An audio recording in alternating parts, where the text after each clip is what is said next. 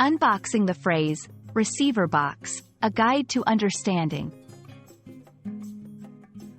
Hello, English enthusiasts. Today, we're going to unravel the mystery behind the phrase, receiver box.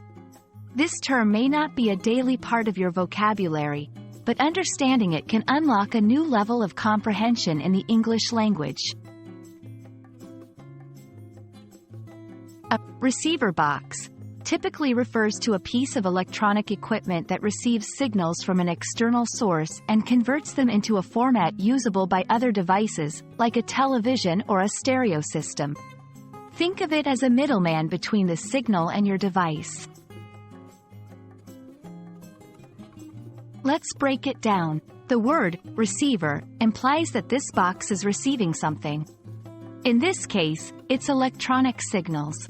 The word box signifies that the components are contained in a physical unit. Together, they describe an electronic device serving a specific purpose. While receiver box is a technical term, you might encounter it in everyday scenarios, especially when discussing entertainment systems or telecommunications. It's handy to know, so you can understand the context when someone mentions they need to set up or fix their receiver box. And that's all there is to the phrase, receiver box.